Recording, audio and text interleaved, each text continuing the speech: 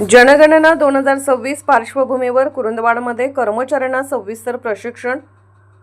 2 टप्प्यात प्रक्रिया। पहिल्या टप्प्यात घरांची गणना डिजिटल पद्धतीने। देशातील 16वी राष्ट्रीय जनगणना 8 दिवसात सुरू होणार असून त्या अनुषंगाने कुरुंदवाड येथे नियुक्त अधिकारी व कर्मचाऱ्यांना सविस्तर प्रशिक्षण देण्यात आले।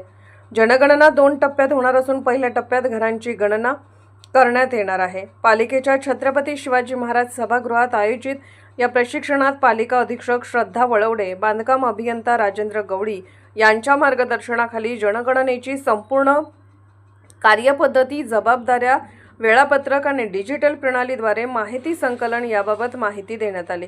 यावेळी विभागाचे अधिकारी, कर्मचारी उपस्थित होते। पहिला टप्पा घरगुती सर्वेक्षण।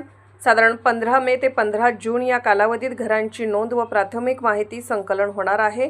प्रत्येक घराचा प्रकार, बांधकामाची स्थिती, पाणी, वीज, स्वच्छता, सुविधा आदी माहिती नोंदवली जाणार आहे। दुसरा टप्पा 1 फेब्रुवारी ते 28 फेब्रुवारी या कालावधीत प्रत्यक्ष लोकसंख्येची नोंद केली जाणार आहे।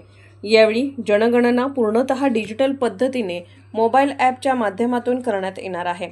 प्रत्येक गणकाला लॉगिन ID देण्यात येणार असून त्याद्वारे घरभेटी दरम्यान माहिती थेट प्रणालीमध्ये भरावयाची आहे।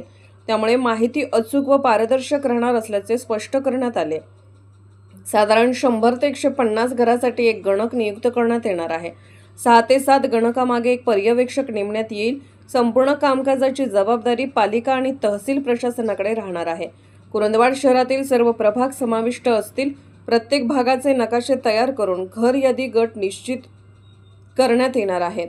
संबंधित अधिकाऱ्यांना स्थानिक माहितीच्या आधारे अचूक सीमांकन करून याद्या तयार कराव्यात अशा सूचना देण्यात आल्या।